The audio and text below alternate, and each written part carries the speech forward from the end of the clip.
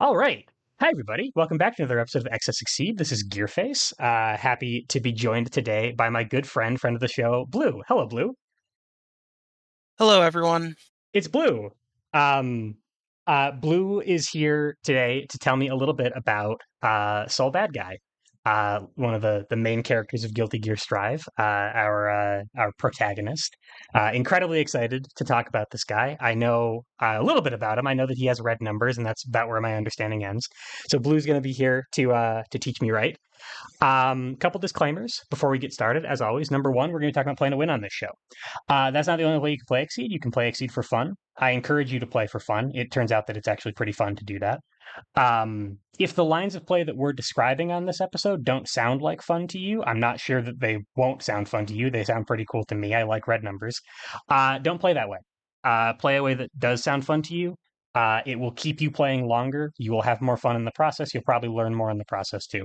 Number two, typically we're pretty prescriptive on strategy on this show. You might hear Blue say things like, "This is always the right way to do things. This is never the right way to do things."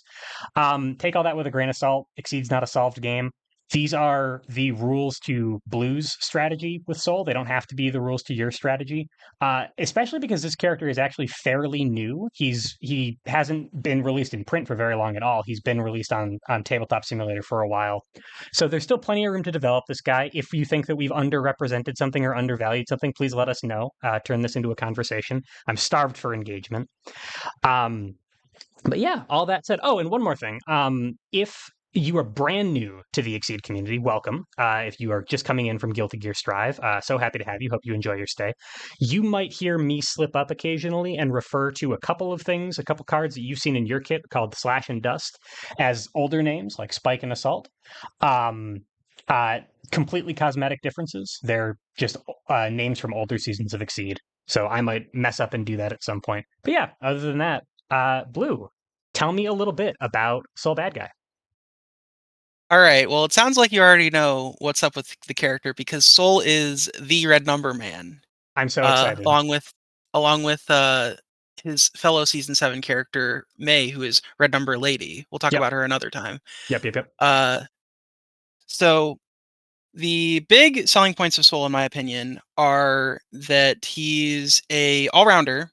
He has a fairly versatile kit that allows him to have answers into most other characters' tools that really emphasizes not just offense, but creative offense because of how his ability works. His ability is when you cancel, you gain plus power. So, similar to a character like Sea Viper, which a lot of Season 7 characters have Viperish dynamics. When you play a boost, you can strike. Right. Viper has a kit that has a bunch of boosts that are plus power and do something cool. Soul innately gets plus power and do something cool. And And what's the something cool? here's all his The cool rest of things. his kit. Sure. So Viper is like the proto cancel character from way back in season 3. Yeah. Okay, cool. All right, that makes sense. So I should expect to, as Soul, have good tools, flexible tools, kind of maybe Shoto-ish tools, but all of them should just be kind of amped up on in terms of power. They will be amped up assuming you commit the resources to amp them up. Okay. And that is where Soul gets interesting, is committing resources. Okay. Because That yeah, is look. also the thing that makes him a little intimidating to play sometimes, is he is extremely committal in terms of offense. He has a lot of tools that only cover specific things and are definitely answerable if the opponent calls them out. And he has to play effectively 3 cards in a strike to have his ability work, because he has to boost, Right. he has to spend a gauge, and then he has to play an attack, and it's probably going to be from hand because spoilers, this character does not have very good wild swings. Okay. And because you are committing resources, you are more incentivized to have your attack land. So you really want to be going from hand. So you're going even more resource negative than you would be otherwise. Yeah, so Okay. keeping offensive tempo with this character is extremely important for that reason, and that means that we're going to be looking for a lot of things that allow us to draw cards. And so Okay. keep Okay. that in mind when we run down the kit. Gotcha. Sure. And I mean, just looking at pretending that the lower quarter of any of these cards doesn't exist. Just looking, we got a 3, we got a 4, we got a 4, 5. There's a couple fives in here. Like his power numbers are not 7 or 8 on their own. So, to your point about committing resources, in order to gain access to this crazy power, I actually am. I don't really have a choice but to uh, go in pretty hard on the resource side of things. It seems like. Yeah. Okay. And that also means that a lot of Souls cards are actually not going to be, oh, this is an attack or this is a boost. It's what does my hand look like? What is the shape of my mix up? What am I willing to commit in what way? Okay. So we're going to actually have to talk about pretty much everything in the kit, including the normals, because Guilty Gear is the castle built around Soul, and the Guilty Gear normals are the castle built around Soul for the set. So Okay. he has a reason to use pretty much everything here. And if he didn't, they probably wouldn't be the Guilty Gear normals because Soul was designed as a flagship character. Yes. Got it. Interesting. Okay, that makes sense. Well, I mean, there's a reason the show is called Excess Succeed. I am here for being exhaustive and talking about every single card in the kit. So let's do it. Um, do we want to start with character ability? How do we want to kick this off? Character ability and also how it colors what I would consider to be Soul's two major play lines is important enough that we should probably look at it first. Sure, let's do it. So we already mentioned his basic mode. When you strike, if you cancel this turn, +1 power. That effectively means if you boost a cancelable boost and you spend a gauge on it, if you strike, +1 power. Right. That's on its face not a ton of value, but it adds up super quickly. Once you have momentum rolling, you're hitting the opponent, getting your boost cancel strikes. This also means that oftentimes, if you're committing to a cancel, you want to be striking because otherwise you're losing value. This isn't Sure. universally true because there are no universal truths, but it does mean that if you aren't planning on striking, there's usually a more compelling reason to just straight up not cancel at all and pass turn than to cancel and then do something like prepare, Right. Because which is not necessarily the case with everyone in the set. I could have been striking with that gauge expenditure, and I'm not. And what I'm being incentivized to do is strike. Yeah. Got it. Okay. So I could play neutral, right? I could put down +2 armor, now draw 2, and not cancel it. And depending on the situation and the shape of my hand, and be fine with that value. But if I'm gonna be canceling at all, it's probably not gonna be to move or to play another boost. Yeah. Okay. Soul usually wants to be doing one boost, cancel, strike, because one boost, cancel, strike is how you maximize the value that you are getting from your ability. And the value you're getting from your ability, even on front side, is extremely high. Right. So that what you're saying is like if I canceled 5 times, that's still +1 power, or at least Yeah. it's +1 power from the ability at least. So I'm not actually, other than the value of the cancels themselves that might be, depending on a situation, might be valuable. I'm not getting anything more from this by canceling more than once. Yeah. Okay. And that means that on balance, it's usually better to try to find a way to do if you wanted to do 2 cancels in a row, to try to find a way to do one cancel, gain advantage, which he has a couple flexible ways to gain advantage, and then do another one the next turn instead. Sure. Now I get two. Now I get two +1 power sources. And given what you were saying earlier about like committing resources is important, finding ways to commit resources efficiently seems like kind of the name of the game. Yeah. Okay. Soul is deceptively resource oriented, especially for a character that is as approachable as he is being the face of Guilty Gear. Yeah. Um, so the two major play lines for Soul that I would consider to be like the choices are what I would consider Rushdown Soul and Grappler Soul. Okay. Now, both of these are going to share a lot of similarities because it's just how Soul's built. Both are going to be very mix-up reliant, very committal in terms of their offense, and extremely high damage. The difference between Rushdown Soul and Grappler Soul is looking more towards the horizon, specifically at your really amazing Exceed mode, and proactively building towards that while also trying to suffocate the opponent out of options to make some of the more high value cards like Wild Throw, which we'll talk about later, Right. land basically guaranteed. Because if that thing lands, it explodes the opponent, especially when you're in Exceed mode. It's going to hit for like 8. Okay. So and 8 ignore armor is 8. So that's valuable. So Yeah, the grappler soul line of play, when you say kind of like choke your opponent out of options, you're basically just like you're track and discard. You're making sure that they any one side of a mix-up that goes down, you pounce on that opening. Exactly. Okay. And Sol, by default, being that he's a rushdown character and also partially a grappler, is going to be doing that period. Okay. But if you're focused on that long-term value, getting those big hits is critical because you are sacrificing early offensive momentum to do it. With that in Okay. mind, And I'm sorry to interrupt, but then under that line of play, I wouldn't be going for wild throw early. It sounds like I would be waiting to confirm it. yes, you might be boosting smell of the game and not canceling it as a add this to get your gauge effects. Just to get my exceed mode more efficiently and more quickly. Yeah, though, smell of the game and Let's Rock, which is the boost on grasp, which does a similar thing of being a battery and +1 power. Yep. Both of those are boosts that are a little hard for Soul to confirm unless he has an in-hand EX attack or is already winning neutral, more or Okay. less. And I know that D likes to say that power is the threat that speed confirms. So because Soul is kind of a mix-up oriented character anyway, he might not have an easy way to actually land that +1 power. And when you're putting down something that adds to your gauge, you really want it to land. Yeah, Got it. Okay. um, and Soul is he's got lots of power. He's relatively lacking in speed.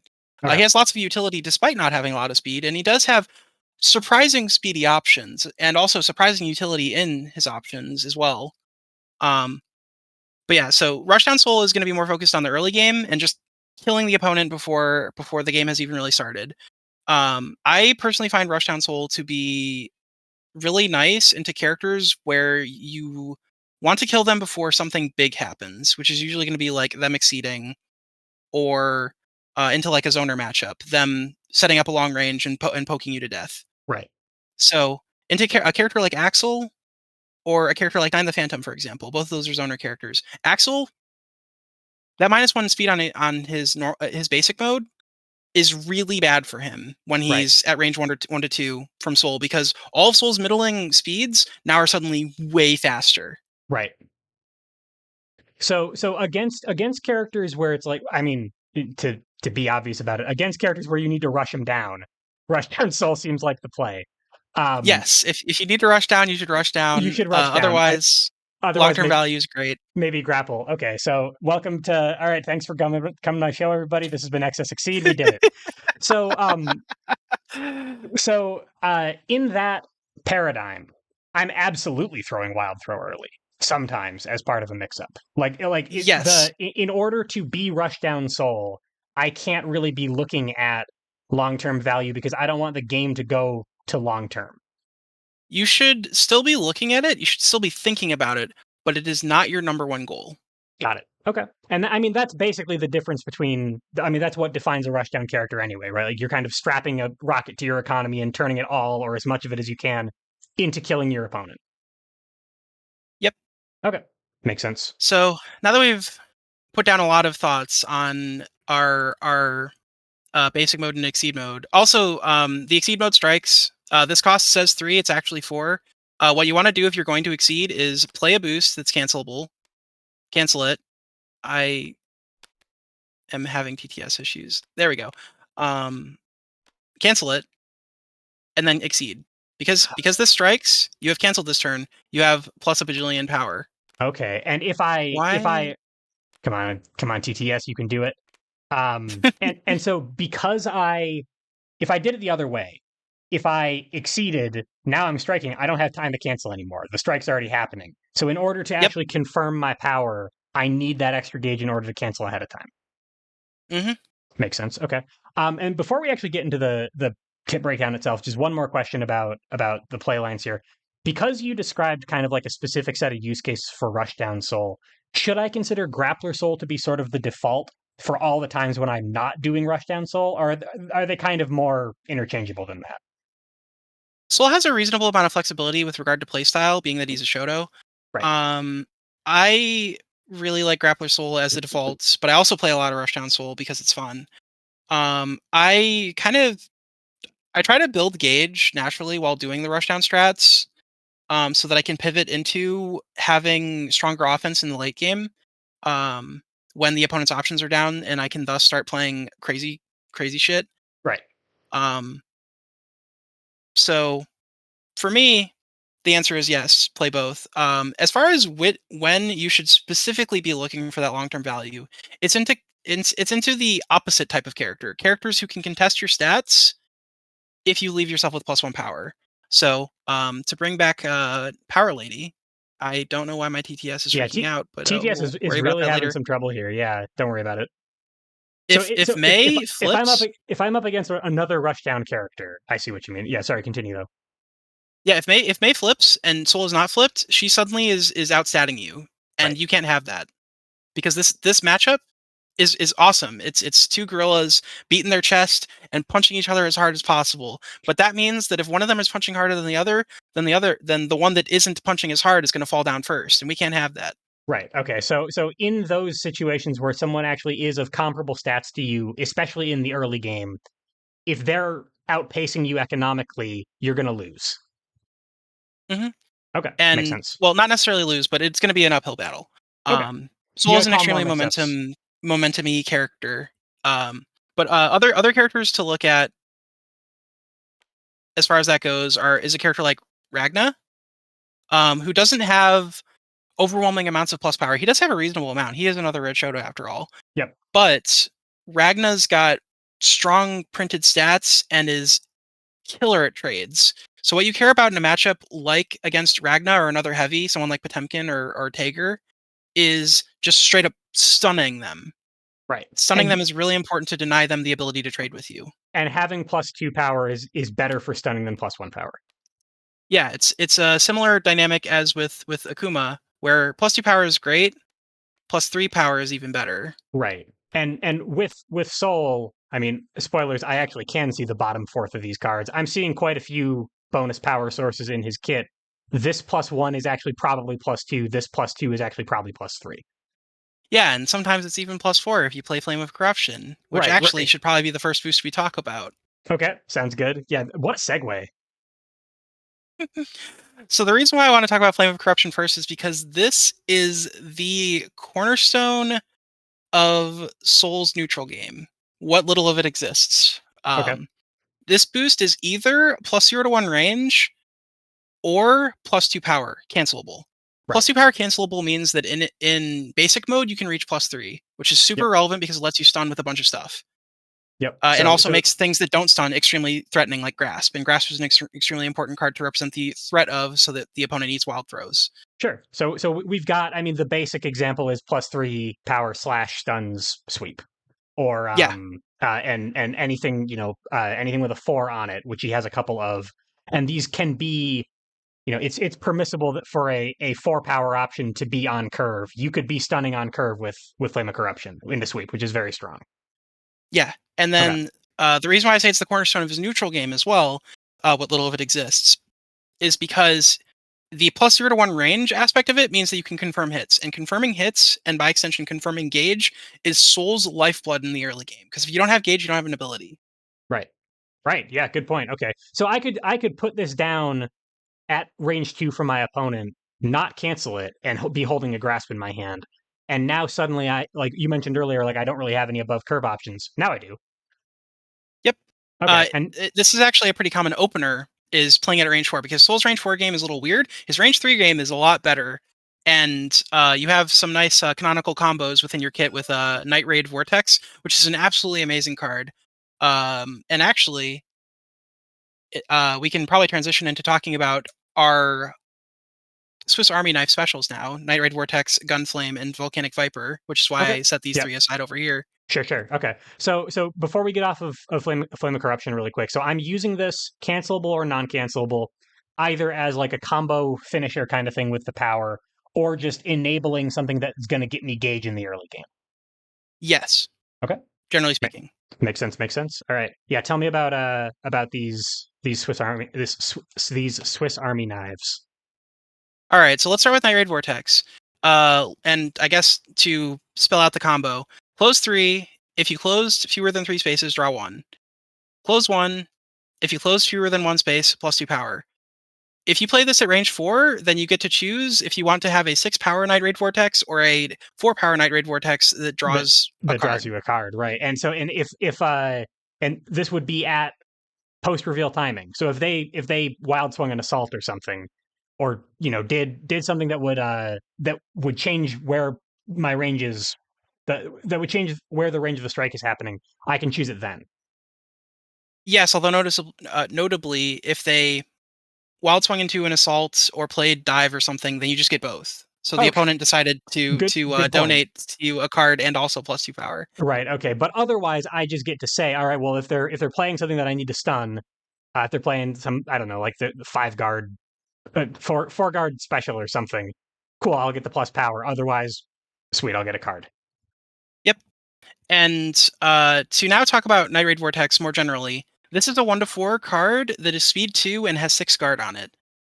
This is an extremely potent anti-zoning tool at distance, because it will at worst oftentimes make up distance into most fireballs because it has 6 guard, Sure.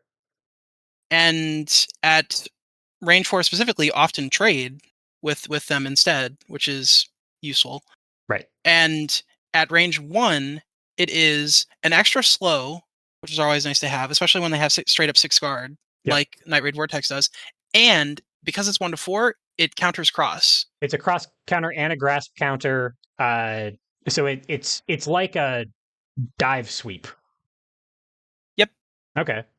So It's an incredibly strong utility card. It doesn't necessarily ever win in really big ways, and it's not super flashy, but the fact that Sol has this card means that a lot of strategies that would be effective against him otherwise are much less effective into him. okay, makes sense. So I can maintain the range I want, which sounds like I want to be pretty close to my opponent most of the time. I Generally can speaking, you want to be 1, 2, or 3, and it kind of depends on hand composition from there, which of those ranges you want to be at the most. make sense. Okay, but I have this. If I'm at range 4, I have a very safe, consistent way to get to a range that I would usually prefer. But if I'm there already, this is not a dead card. Yep. Makes sense. Okay. Gunflame, also known as Assault Deluxe. So it's basically the printed stats and effects of Assault, but it has +2 armor on it, Yep. which means it just trades better into slows. And especially for a character like Sol, who already pretty trivially gets plus power, not only is that nice to have as an on-curve confirm option for plus power at range 3, that also just means that instead of having to play Assault when it's like of middling value, you can play this slightly better Assault and have it be better at trading into the slows. Okay. And this is specifically a slow interaction because it's an after effect. If my opponent did chuck a whirl at me, a speed 6 range 3 option, this isn't doing anything for that.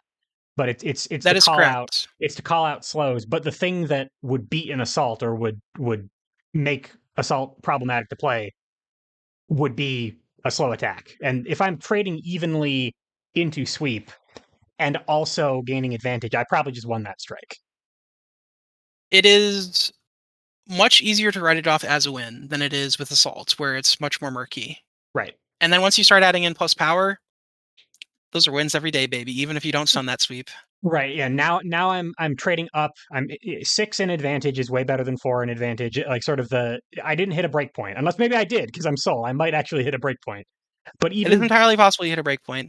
even There is plus a 2 piece of power. awkwardness with this relative to Assault, which is that it does not combo as nicely with Flame of Corruption as Assault Oh, does. But that sure. means that you can save your Assaults and your Flame of Corruptions if you already are building Gauge naturally anyways, and do the cool +3 or +4 power assaults in the mid to late game, and use your gun flames early to trade well with slows. Sure. Okay. And a lot of times I know people value their slower buttons earlier in the game anyway because they need to reserve, like you can't really play sweep when you have 3 life left because you'll die before it goes off. So a lot of people I know do tend to crutch on those kind of early on.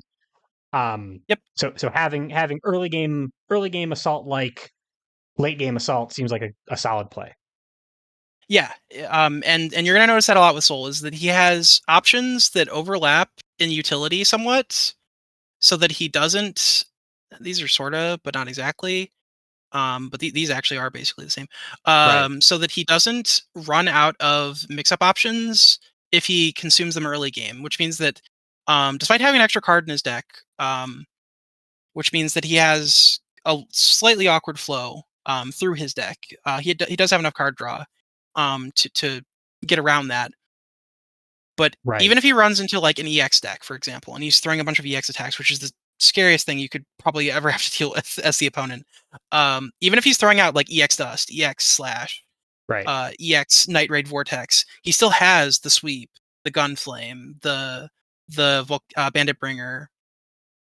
My opponent doesn't get to say, all right, well, I just took 400 damage from that EX assault, EX slash, but at least now he's out of on curve range five or range three options, speed five Yep. options. No, he's not because he has gunflame, he has a spike like.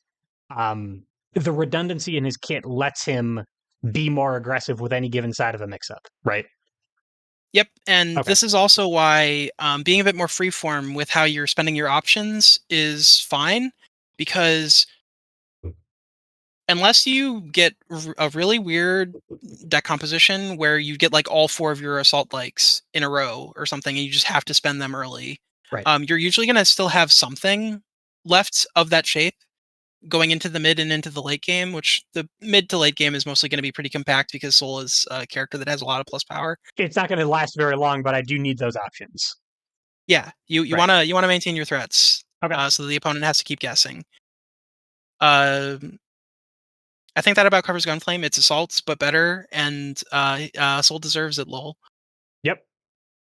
Volcanic Viper. This is actually two cards at once. This is a 1/2 5/5 with 0 armor and 3 guard if you initiate with it, which is effectively the stats of Promo Knights, Season 2 Shovel Knights, Warhorn, and Yep.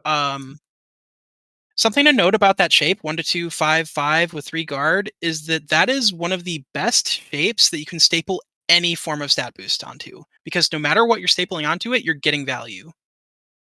Okay, so you put armor on it. They might like realistically you could get stunned. So armor confirms it. You put power on it, now you're on curve. I'm sorry, you put speed on it, now you're on curve. You put power on it, now you might be hitting. You're probably hitting a break point. Is that the kind Yep. of stuff you're talking about? Okay, so you've just got it's a blank canvas for whatever stat boost you want. Yeah, so this is an extremely powerful offensive tool when you initiate with it. For that reason, it is a 5 power attack that is 5 speed. So when you play, for example, I hate TTS so much, but if you play TTS Badass, TTS really giving us the business here. I have Don't no worry clue what's about it. happening. I kind of like it. I kind of dig it. It's funny. All right, so yeah, If you you play Badass with Volcanic Viper, even in basic mode, you're getting effectively +2 power on top of your 5 power, so you're hitting right, for 7, and you have 1 armor. So if you trade into focus, you're hitting them for 5, and you take 3. right, And that's a pretty classic Volcanic Viper combo. Is Badass cancel Volcanic Viper at okay, range 2 because it covers cross, and also trades with DPS like Ryu's Shoryuken, which is a 1/4/7 if you initiate into him with right, before close 1 if he crits. right. Okay, so having that and like a lot of DPS are speed are power three, but having that little bit of extra in order to armor through it from badass is pretty good. Um, Yeah, but I could have even more armor because there's another, as you said, there's another side of this card. that is very true. The other side is when you play this card on defense, it is a 1/2 3/5 2 3 with no text, which is a little funny. But you can think of this as basically Guile's flash kick or a similar shape. It's a relatively consistent to hit with armor button. Okay, so if Um, my opponent is throwing something at me that I don't really want to care about, this might be where I'm going. Just to lose a strike less. yeah, you can lose a strike less. You can trade. Like if you think the opponent's playing Spike at range 2, but you like don't want to call it in a super committal way, you can play this. You hit them for 3. They hit you for 5. You're -2 on the strike, but you hit them. You still get gauge on defense. Yep, you might have And if they gotten play enough. cross, You might have gotten you enough out of your opponent's take turn. 1. Yeah, Okay, So that it's a makes good way sense. to just kind of nope out of a strike that you don't feel like committing something stronger to. Which it's funny to say that, something stronger when this is an extremely powerful utility card for the character, but that's basically what these are. These are all utility cards. They're not the showstoppers. They're the cards that you can play comfortably without worrying about if you're getting enough value out of them. Right. And so because there's a lot of different ways to get value out of them, I'm I'm probably like if I don't find a way to use it on offense, I definitely will find a way to use it on defense. Same with these. Like there are I don't need Yep. to go hunting for situations for these cards. And along those same lines, Gunflame actually has some anti-zoning utility because that's after armor and close. So into a slower mid-speed fireball, you can close the gap, gain some armor to soak the hit. Right. Okay. So Which even Soul has a lot of anti-zoning via grappler movement, which is guarded movement usually that allows you to recover distance into zoning during a strike specifically. So during a strike. During a strike. this is Zangief playing dive at range 8 because he Yeah, all he cares about exactly that is moving situation. in on you. I get you. Okay, cool. Um, so yeah, that kind of covers like just what these cards are good for on their face, which also -1 relative to curve, so really strong with a speed boost like on badass on curve, and also 1 to 3 generous range, so really powerful comboed with faultless defense on off a dust, and also just like power boosts, which there's plenty of those throughout the kit. Yep. Uh, Extremely generous range and slow, so really strong at confirming boosts like Let's Rock, or just power boosts in general, which there's a bajillion of. Right. All right. Consistent, good. How Anderel calls them boost delivery mechanisms. Uh, Easy to get value out of, and for some of the boosts that you're talking about, like your battery boosts, um, putting them on Night Raid means that I'm very likely to be generating gauge, which is awesome. Putting them on Gunflame means, at the very least, I'm. There's a decent chance that I'm hitting because it's on curve. That's a fairly consistent shape. So just use them at their best ranges. You mentioned the Faultless defense combo. I assume that's like for range 1, for when Yeah, you're not in your perfect range for it. yeah. Okay. That is exactly when you would use FD cancel into slash or gunflame. Yep, makes sense. We actually have an even more appealing FD cancel option coming up in our. We'll call these the mix-up choices. All right, so these are our Uh, consistent things, and these are our big scary things. yeah, so we have an actual literal command grab, which a Shoto having an actual literal command grab is kind of crazy, especially because this is really, really close to Potemkin Buster, Potemkin's big scary command grab. Yeah, it is And honestly. Soul having almost Potemkin Buster is wild. Wild throw. That Nice pun was terrible. dude. Nice dude. This is why you're on the show. It's for puns like that. So compared to a lot of other command grabs, this trades with grasp and also gains advantage while hitting for 5. Yep. And trades reasonably with slows like sweep and focus. Just straight up printed trades reasonably with sweep and focus. Let alone when it has any amount of plus power stapled on it, where it suddenly beats focus. Also destroys block, obviously, because it's an ignore armor tool. Ignore armor, sure. Uh, if you staple any amount of plus power on this at all, literally any amount, you beat focus. And if you staple at least +2, you're beaten sweep.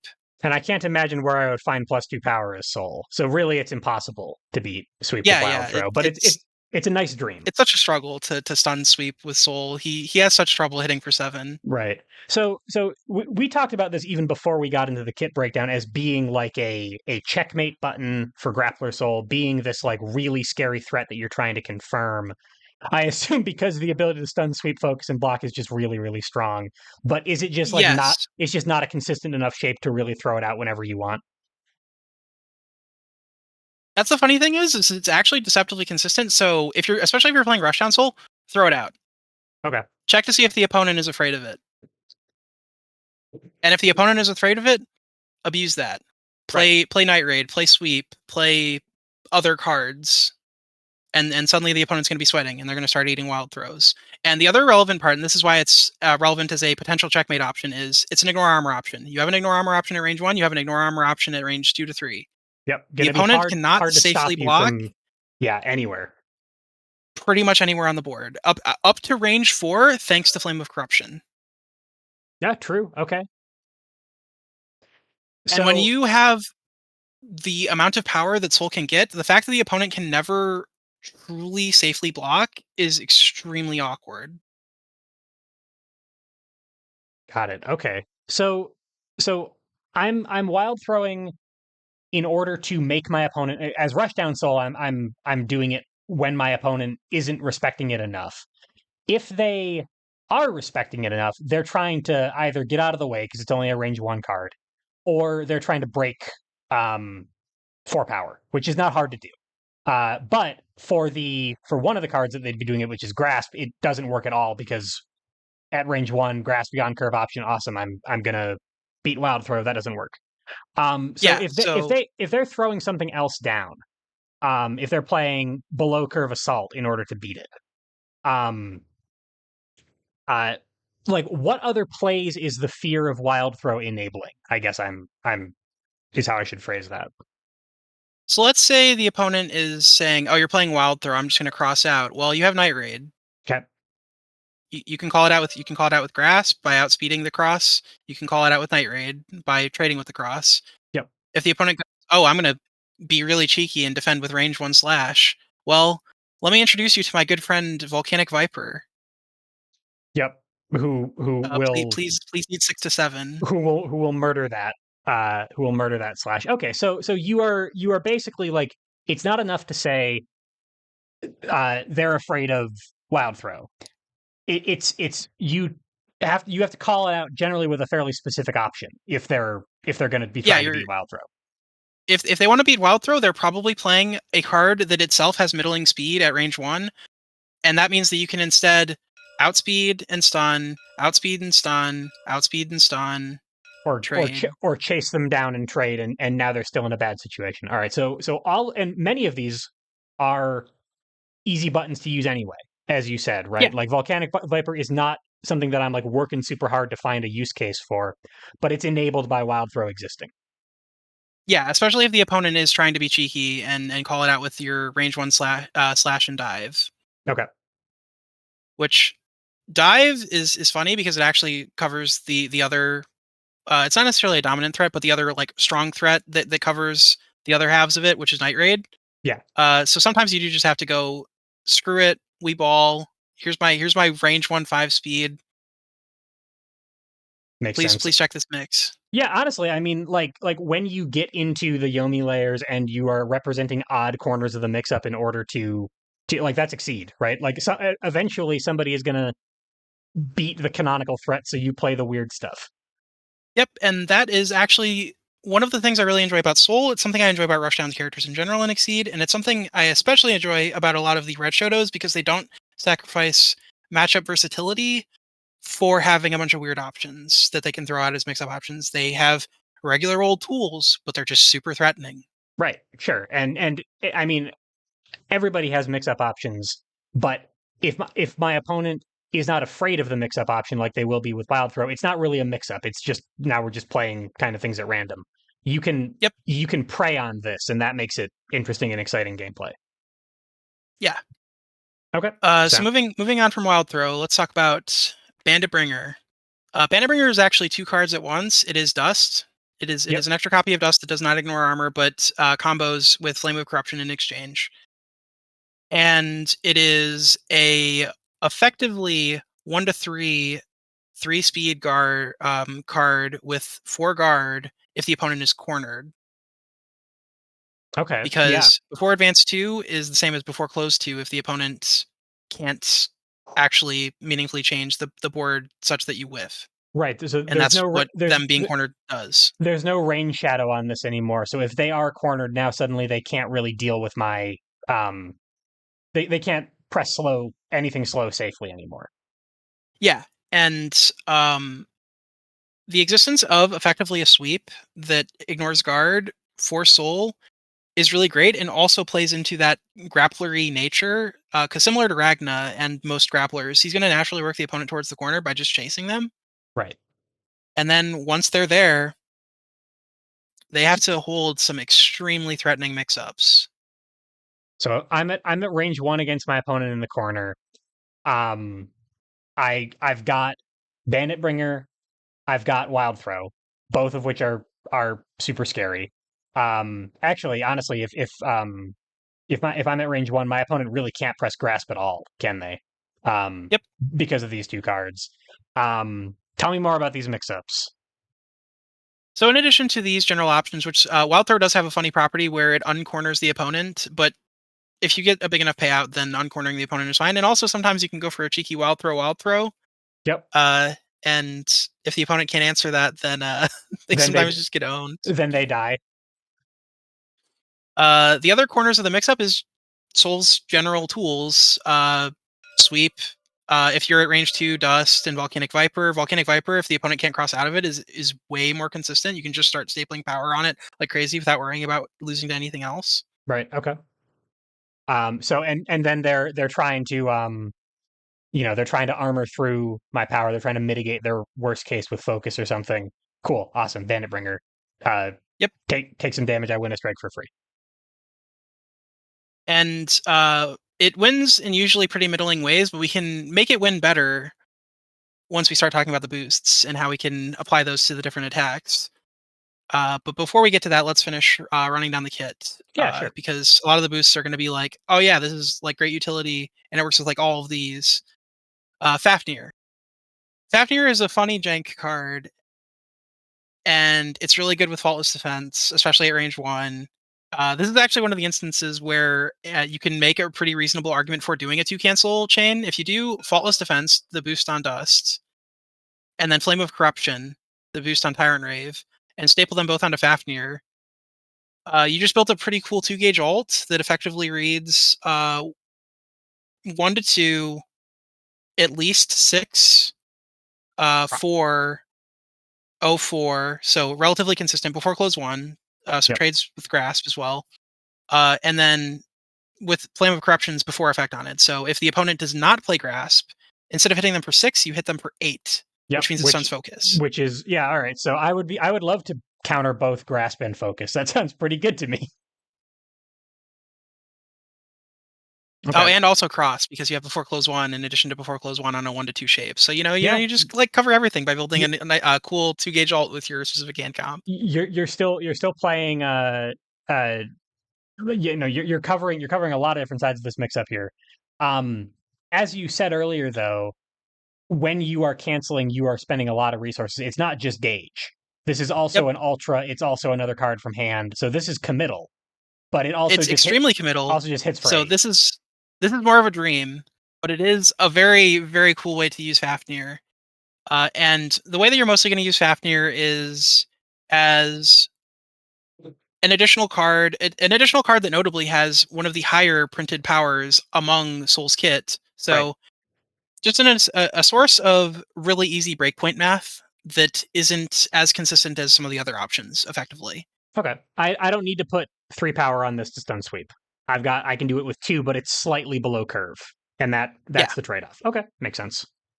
So it is a card that is much easier to make safe relative to Bandit Bringer because it's more positioning agnostic. So it combos nicer with FD, the boost on Dust, more innately than for example Gunflame, which doesn't actually hit any notable breakpoints. Right. Fafnir can just straight up off of FD, and that's kind of the awkwardness with some of the more utility oriented boosts that Soul has that he can cancel is until you're in exceed mode and everything is plus 2 power and uh, it's a little hard to get those really big stunning breakpoints while also getting the utility that you're trying to leverage, Right. which is the big advantage of Grappler Soul as well, is being able to do both in exchange for having a weaker early game. Okay, that makes sense. So because Fafnir has that 5 printed power on it, I mean, so I'm getting up to 6, which is not on its own probably hitting any incredibly relevant breakpoints. Um, even off of that FD cancel, but like hitting hitting for 6 on a very safe, consistent attack shape is sweep. That's fine. Yeah, yeah, you can build your own sweep. Okay, Without the resource disruption of sweep, at least with that specific combo, you can give it resource disruption or potential advantage with some of your other card combos, which means that Fafnir is a nice thing to have live as a threat, so that it's in the opponent's mind, even if you don't actually play it that much. makes sense. Okay. So you can kind of think of it as having the utility of being a card that is innately scary, similar to Wild Throw, which is kind of what all of these are. Is these are the cards that make it so that you are a big scary man with big hard to answer mix-ups, Right. and then And these are your the utility options that make it so that you're a character that has a reasonable matchup spread. right. And as you said with the other mix up options we were talking about, um my opponent playing afraid of these is going to make them fall prey harder to these. And to these, Yeah, honestly. and if the opponent is and even though these aren't punishing, if the opponent is losing to them free, then they are punishing. They Oh suddenly yeah, become way more punishing. absolutely. Okay. And I mean, uh like you say not punishing as though To a be fair, say Volcanic Viper a, is the yeah, utility of it is also that it is the punishing one in addition to being a utility card. right. I guess I was hovering over Volcanic Viper because that's the obvious example, but Soul is punishing, right? Like Soul is an extremely punishing character always, yeah. if I'm committing resources to any strike and I reveal my card and it's not Wild Throw and they just took some damage from Night Raid or something, my opponent is not saying, "Oh, thank God I only took 7." Right? They're still getting the teeth knocked out of them, just not quite as hard as they would have been with my crazy mix up options. Yep. Sounds good. Okay, I'm sold on the character. So now let's talk about the ultras. The ultras are actually a big part of why, even as Rushdown Soul, you want to still be building to gauge, because these, even if you aren't interested in exceeding in the game for whatever reason, are strong utility in the case of Tyrant Rave and a big, extremely funny potential way to just destroy the opponent with Heavy Mob Cemetery. Okay. Wow, So let's that's a draw 4 effect. All right, I just read that hit. that's a that's a draw 4 effect, That's a and that's very why this has a very bad printed shape, even though it's a 3 gauge yeah. ultra. Yeah, okay. Yeah, so yeah, tell me so I'm noticing that Tyrant Rave is basically a DP. Um Yep. Uh, a pretty big good big scary DP. grappler man's got a DP. Holy crap! And not only does he have a DP, holy crap, it's a DP that's relatively safe because it has hit push 2 on it. It beats sweep at And R2. yeah, if the opponent is cornered, instead of being positioning negative but relatively safe, it hits for 5. It's a 1 to 2 5 7, and you can staple more power onto it if you have 3 gauge as a power confirm. So things can Yeah. go freaking crazy really quickly with Tyrant Rave. Okay. So Tyrant Rave so I guess now that we're talking about ultras as payout options, and we've talked a little bit about sort of the basic lines of play, before we get too far into these ultras, how expensive is 2 gauge on Soul? Um, Affordable enough that you can do it if you need it, but expensive enough that it feels bad when you have to do it. Okay. Makes sense. So it's not it might not be like an either or between these two cards, right? Like or between these and cancels if I'm budgeting properly. But this is not free the way 2 gauge is on some characters. Yeah, Okay. that's a good way to look at it. And in that regard, the 3 gauge of Heavy Mob Cemetery is a lot closer to being uh either or between the Exceed mode or Heavy Mob. Okay. If you can manage to somehow build to 7 gauge without having killed the opponent beforehand, then congratulations, you just unlocked the coolest combo in the entire game, which is Rock You, the boost on Gunflame, Right. cancel, exceed, and then because you are a god of resource management, EX Heavy Mob Cemetery. Oh my god. So no, the only problem with that combo that I can see, Blue, is because you are EXing Heavy Mob, you cannot have played Find Your One Way as a boost, which means that you don't have a reason to be playing your theme song when when you've Dragon installed and exploded your opponent.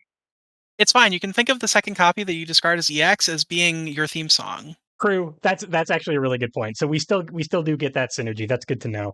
All right, so that sounds completely impractical.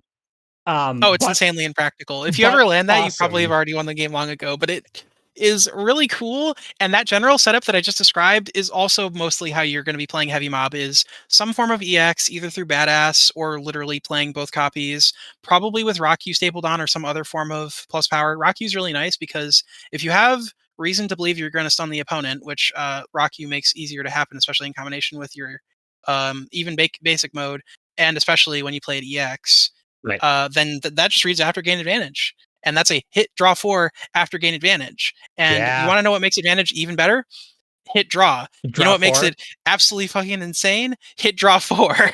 Yeah, that's a lot of value. So I need to confirm this um not just because I want the draw four. And that it's too expensive to miss with. I want to confirm it into something that gives me enough value uh through that kind of exchange, through that kind of advantage or stunning to make that happen, rather than just hitting with this, trading with this, and going down the gauge. I really want this to be like a kill shot when I play it. Yeah, notably, if Sol had a boost that just read like hit gain advantage cancelable, something like Anji's Okizeme, Yeah. he would play that and then play Heavy Mob Cemetery all the time All the because hit draw time, just 4 with reload. Yeah. advantage is good enough. Right. Okay. But So Sol so does not have that privilege. Most if characters don't have that privilege. if I'm not playing heavy mob, um, like if I'm not playing heavy mob with that with a setup, if maybe not that setup, but I'm probably not playing it raw. I'm probably not just throwing it out and being like, this will work, because it's 3 gauge and Not that's too usually, yeah. expensive. Okay. Sometimes it's nice, but also you may note that it is basically in terms of mix-up interactions, wild throw, but without ignore armor. Yeah. It covers cross, but like it is extremely similar to in terms of what it does to wild throw. So it's really hard to be like, oh yeah, I should totally represent raw heavy mob as a threat because you have other things that cover what it covers and And are and more consistent or more punishing in the case and of Night Raid Vortex and Wild Throw. and because they're already playing around wild throw as a threat, that on curve assault that they just threw down, I'm sorry, below curve assault that they just throw down, trying to beat the represented wild throw threat, might just have accidentally beaten heavy mob 2 that they didn't even know I was playing. Yeah, which would be an extremely big tragedy. The other big reason why you don't play a lot of raw heavy mobs is because if you need the action efficient utility of drawing and also a relatively nice power confirm, you can just play the boost. Right. Okay. The boost turns every other attack in your kit into a miniature version of Heavy Mob Cemetery, which isn't as cool, but it is nice to have. Yeah, I mean, +1 power draw 2 cancelable on soul like I struggle to say fine because that seems pretty good to me. But after we just It's got done great. talking about heavy mob, I can see why that's a little underwhelming. It's great. And you may note that it, along with Keep Yourself Alive, the boost on Night Raid Vortex, are the other major sources of draw within the kit. They're the things that allow you to keep tempo. That's why you don't necessarily play Night Raid Vortex, even though it's such a strong utility option. Is just has a free draw too on it, in addition Yeah. to turning yourself into Potemkin.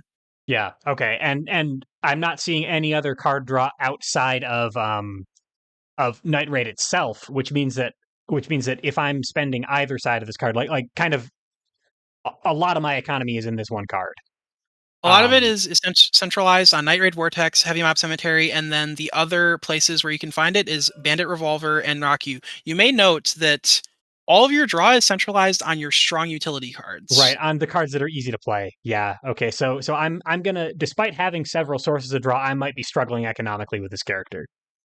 It is entirely possible to get into a situation where you don't have clean ways to draw cards and you might just need to prepare or something. Okay. Or CC, although it's usually going to be prep for Soul rather than CC it tragically. Okay. Why is that? Just because you need to be representing mix-up threats? You need to be representing mix-up threats. You need to have cancelable boosts so that you have an ability. And the things that you'd usually be seeing get CC'd are ultras, and your ultras have really strong boosts on them. Okay. Yeah. So sometimes you just need to take your foot off the gas occasionally. Yep. All right. Which notably, instead of CCing your ultras, Heavy Mob Cemetery basically builds a CC into your strike, which is the dream for an aggressive character. Right. So Yeah. rather than thinking of sometimes you need to prep instead of CC and that's tragic, think of it as sometimes you have to CC in the middle of a strike that requires you to hit, which means you have to play grasp, and that's tragic.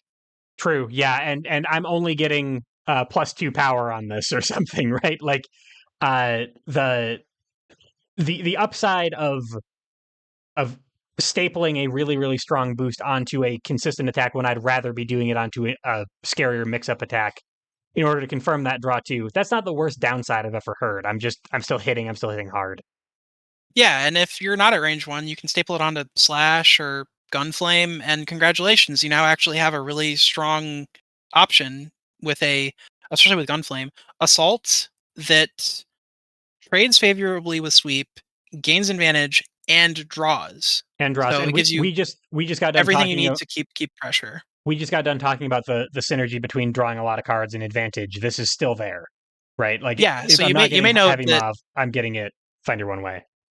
yeah, and this is also where things are going to start getting freeform. Although we should probably cover the normals. Although it's mostly these are other confirm options, and so it's going to be mostly the boosts that we talk about. We're starting to talk about that, so things are going to get more freeform. Sure. Rock you onto heavy mob is kind of the same combo in terms of overall shape as find your one way onto gunflame. Onto gunflame. They You're they right. All right. combo with each other. So They cross combo. this and this are pretty much the same in terms of what they give me. That's really cool. So if I really don't want to spend for heavy mob, I might be able to get something kind of similar out of find your one way into gunflame.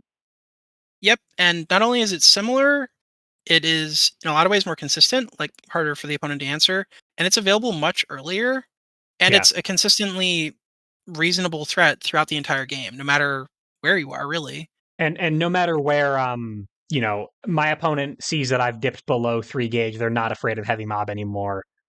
This costs 0 gauge to play. I have that threat no matter what my resource game is looking like. Yep. Okay. Makes sense. So we kind of covered the utility of a lot of the normals already. Grasp is a mix-up option as a mix-up with Wild Throw, and then other mid-speed shapes. Cross is usually not an attack for Soul. Sometimes you need to play it, and that's very sad. Um, Slash is Slash. You have another copy of Slash, but it's nice to have multiple copies of a shape like that, especially because you can play it EX Yep. either naturally or through badass. And that's actually one of Soul's staple late game options is a 6 speed EX attack. So 5 speed printed 6 speed effectively Yep. that hits for like 6 or 7. So it just like trades with all the slows or just straight out stuns them and then gains advantage so you can do it again. Do it again, right? Um, So not, my late game is looking like a couple of back-to-back turns of advantage with bonus power stapled on them.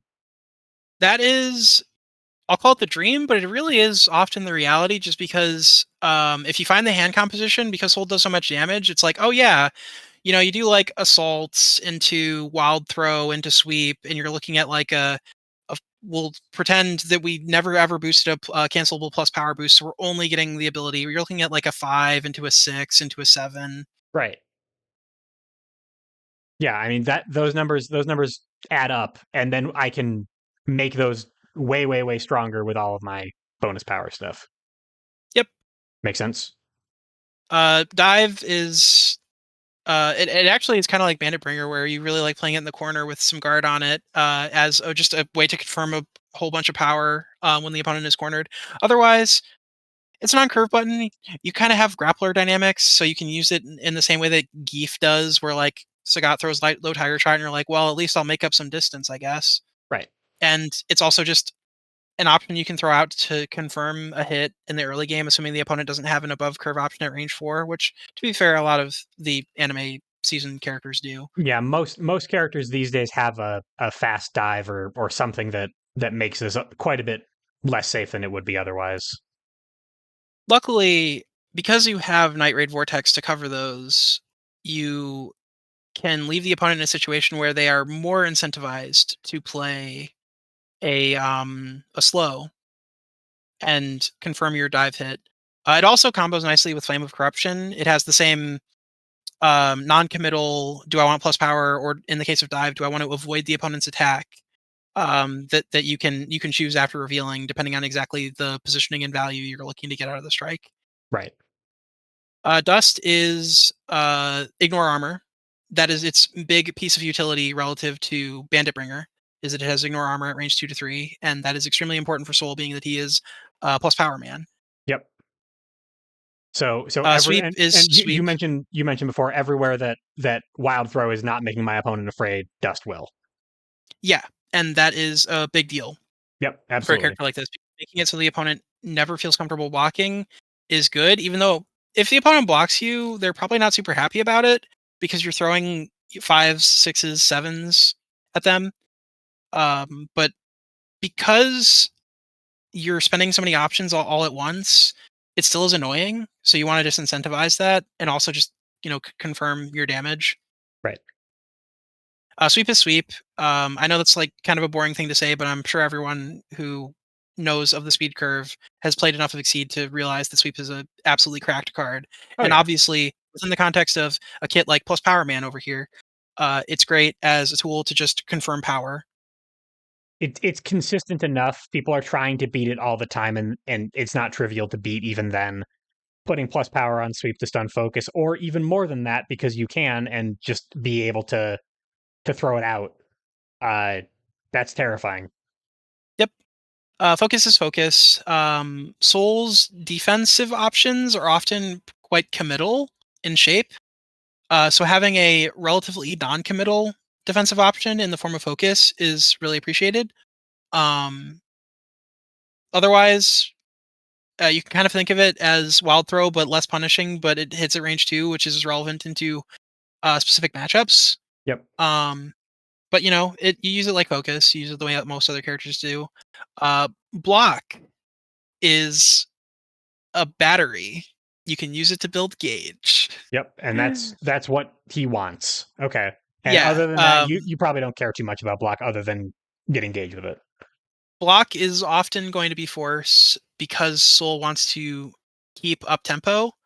The nice thing about block is I was talking about Night Raid Vortex dive dynamics where the opponent is incentivized to play a slow into you to trade with both halves of it. You need to play block and consume their slow, and Yep. also like still build gauge into like a fast dive. It's very, very rare for a character to be able to represent an ignore armor, ignore guard at range 4. That is like an Axel privilege, a user have privilege, and then like old character And like privilege. And it's like fight, right? yeah, fight. That's what he's got. Okay. So, but other than that, So yeah, there's not a lot of those. you can mostly just not worry about it and just play this and see what the opponent does and non-committally build a gauge. Right. Blue, when you were saying earlier that focus is nice because a lot of Soul's options are on defense are committal, did you mean that a lot of his options require you to commit a certain card that is too valuable, or did you mean that you're trying to call out a specific thing and that could be risky? Both. Okay. So his other defensive options, so like you've got your defensive volcanic viper to kind of nope out of a strike, but you're losing a really good card when you do that. Um what are his Tyrant other Grave kind of is a oh pretty free totally. shape, but it It's a costs 2 it's a gauge DP. Totally. and I see it's what you option mean. positioning negative. Everything else is like I need to call out a specific option. I'm calling out a slow. I'm calling out a slow. I'm calling I out a see. fast. Which, to be fair, like if you're defending with this, you're probably fine. I'm Right. calling out. I'm calling out a mid speed. Uh, like you basically are only playing with the normal triangle, and you Right. don't have extra copies of focus. The closest thing you have is your flash kick, volcanic viper. Right. And So these are so your two tools to just say, I have armor at least. And right. focus is a little bit better at saying, I have armor at least, because it also preserves positioning and gives you after draw. And for all of these that you're saying, like I'm calling out a specific thing, focus is consistent enough that my opponent needs to call it out, right? Like Yep. focus is a Yeah. card that loses to specific things. Okay. Yeah. The opponent needs to call it out. They need to play like their own wild throw, which for other characters would be something like Baiken's Yozansen, Mhm. which is 1 to 2, 5, usually 6 speed with ignore armor on it. Which you may think, oh, that doesn't beat focus. Yeah, it does. We'll talk about Baiken later. Oh sure, yeah. She's another But she's another character with a lot of red numbers, right? Not as many as Sol or May, but she's got a lot of green and a lot of red and a little bit Yep, of yellow. makes sense. All right, so that's our normals kit, and that's everything we got in terms of attacks. Yeah, Um, so where to now let's next? start talking about the boosts, which is where things get really, really freeform. Okay. But I wanted to quickly cover the normals as attacks, even though it's mostly, yeah, this does the thing you already have, but you have more of it, so you can still represent it. Yep. Um, Rock You, or not Rock You. Rock You is the boost On on gunflame. Gunflame. We'll talk about Yep. that later. Actually, we already talked about most of its strong use cases, which is it's a cancelable plus power, gives you draw, and also has after the opponent is stunned, gain advantage. Which I guess I'll do the special boost first, even though that's not what I intended to do. Yeah, that's fine. Rakyu's good as just a I want to put more value into this strike um, kind of tool. Um, it's great with something like grasp. Um, Not necessarily that the opponent is going to be stunned by grasp all the time, but if the opponent thinks that you're playing Rakyu and then you're going to play Wild Throw, then you can play the grasp. And now, whoops, they got stunned because they played cross to call out your Wild Throw because Yep. they thought you were being cheeky, but you actually were being honest. Yep. Which is on Yomi layers, that is cheekiness. Yes, Okay, yes. that makes sense. As we're getting into these boosts, by the way, are there times when you wouldn't cancel these? Uh, are Uh, any of these good to just let sit on the field? yes. I will note the ones that have reasonable utility when not canceled as we get to them. I would say that Rock You is mostly going to be stapled onto a cancel, though. Okay, sure. Plus two power.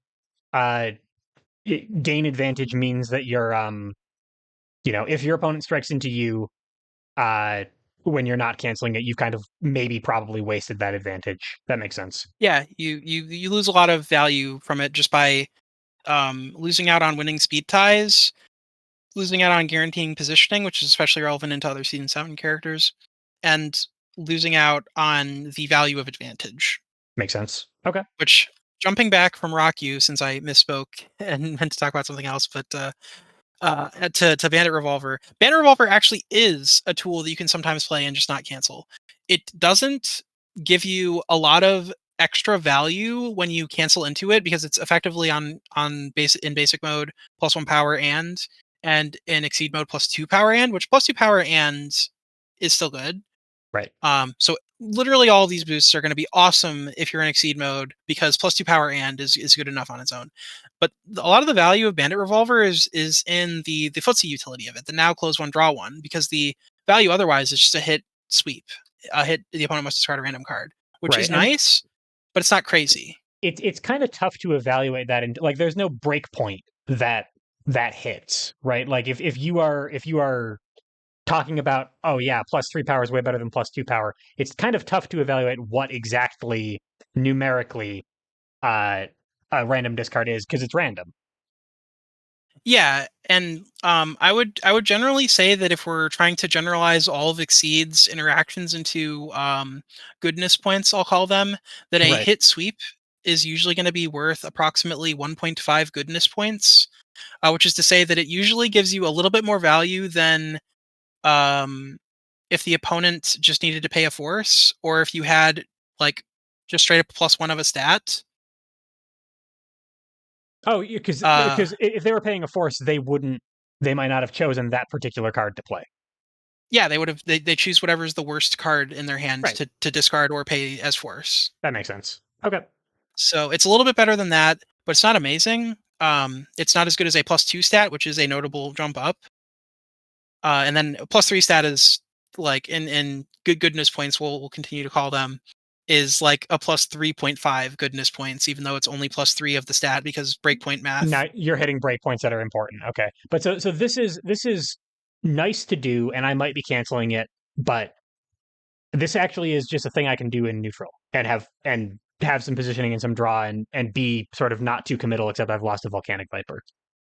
Yeah, which is the primary cost of using any of these, but don't be afraid to use any of your cards as boosts or as attacks. You have more of them.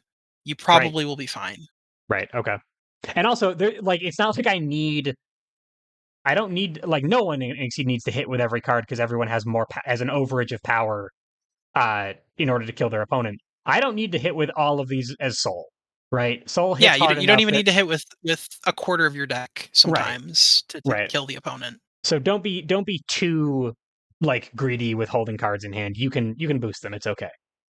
Yeah, and another way to think about this is if you wanted to move and you only wanted or walk, you wanted to use the walk action, and you only wanted to move one space forward.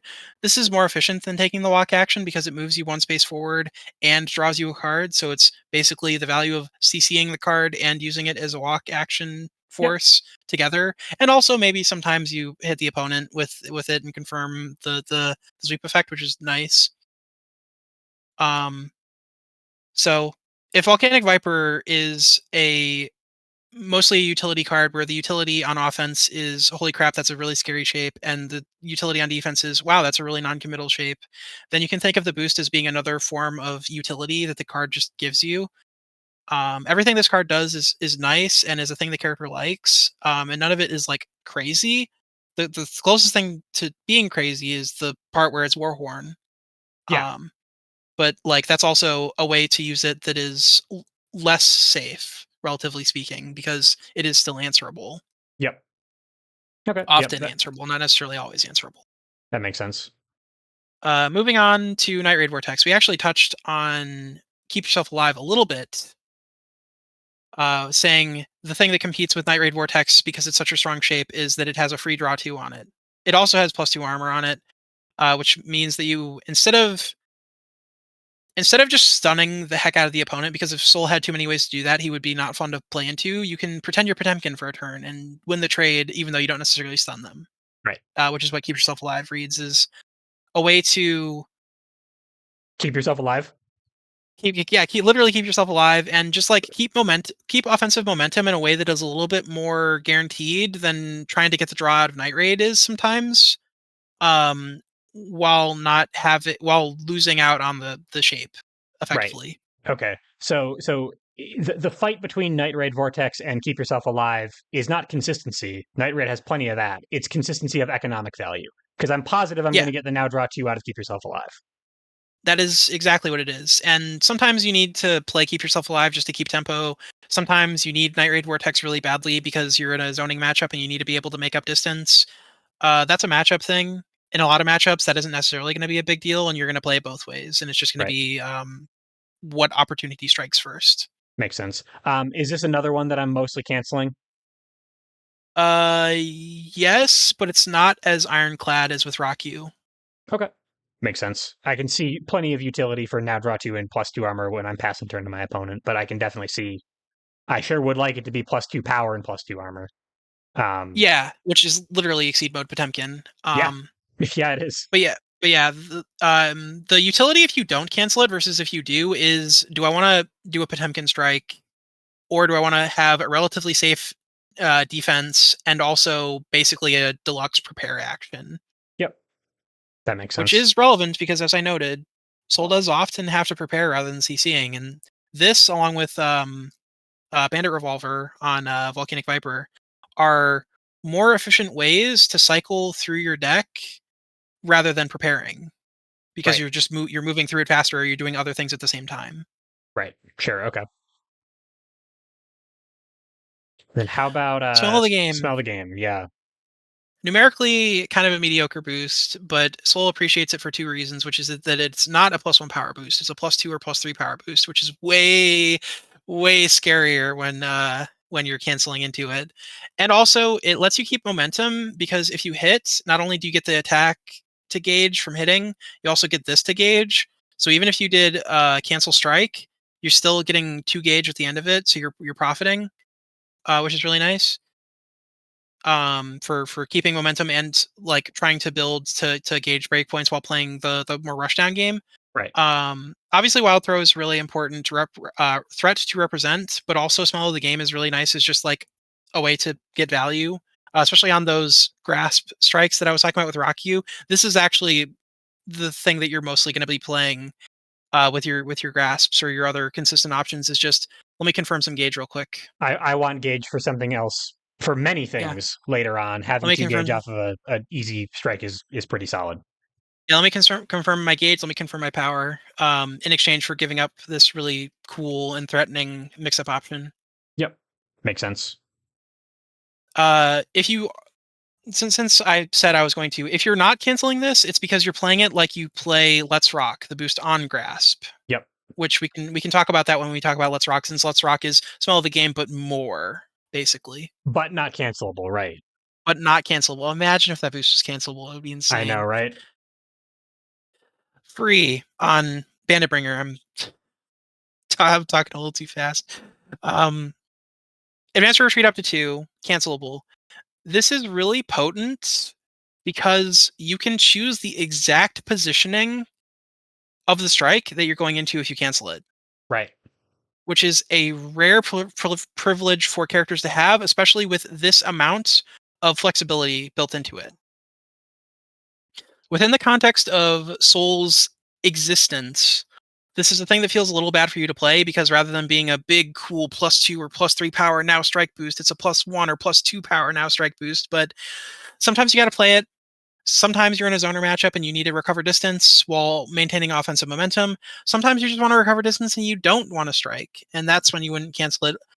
This one is probably similar to Keep Yourself Alive, often canceled, but not universally canceled. Probably canceled more than Keep Yourself Alive.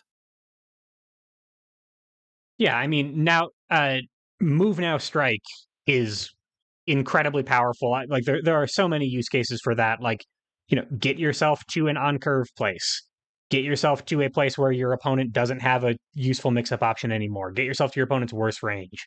Get out of the corner. Like you have so many ways to make movement benefit you, and also there's bonus power on top of it.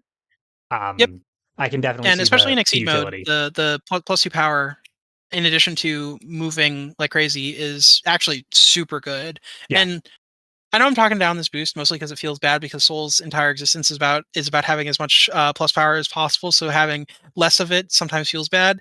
But I'll put it this way: compare this boost to a boost like Ken's Rushdown style, which is a one force ultra boost that reads close 3 and strike, Right. or Ryu's Lightning Reflexes, which is a one force ultra boost that reads move 2 then strike.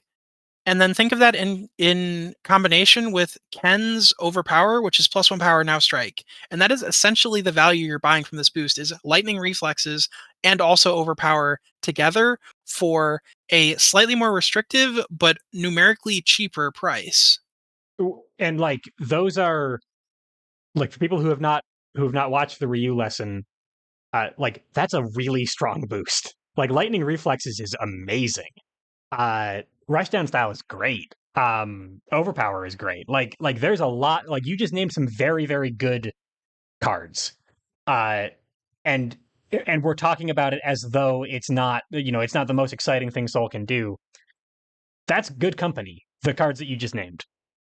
Yeah. Yeah, I'm sold. I'm So good with like that. I play blue I'm Shotos though, I'm so that it's easy to sell me on movement stuff. don't let me not being like singing the praises of free get you two down on the boost. It's named after the phrase, the word on Soul's belt buckle, Yep, which is his most important value is yep, freedom. yep. So it was important that this was a boost that he valued a lot and gave him unique value, and that is extremely unique value for this character to have is action compressed movement that is this flexible. Yeah, absolutely. That makes sense. Outrage. Um, so skipping forward a little bit to how do you beat Soul? How do you beat Soul? You deny him gauge. What happens if you're getting your gauge denied really bad and you're just not allowed to get started? You boost outrage. It is add a card from hand to gauge and take another action. Compare this to Kai's add this card to your gauge, cancelable, Yep, or Ryu and Ken's add this card to your gauge and pass turn. yep. This is more expensive than those because it takes another card out of your hand at the same time, but it is not cancelable. It straight up gives you the action for free, Right. which is extremely flexible, especially if you have a bad card like Walk that you need to throw into gauge. I also So if I you're having trouble also getting started, or you have 3 gauge and you really want to have 4 gauge so you can flip right now, you can boost outrage. sure. I also don't get my cancelable bonus for my exceed. I'm sorry for my character ability when I do this. So if I am taking another action, there's a decent chance that that might be to cancel the strike or something. That is true. So it's going to be hilariously expensive to do it, but sometimes you can go like outrage, outrage, cancel, strike, like at the start of the game, and still Yeah, have a gauge left have a over. gauge left over. Uh, which is basically the equivalent of doing like a round start gold burst. But sometimes you just need to flex on your opponent and say, Have "We're starting this game right now." I have a bus to catch, man. We got to go. And we talked quite a bit about Flame of Corruption already. Anything else you wanted to mention about this one? Um, Play it with grasp.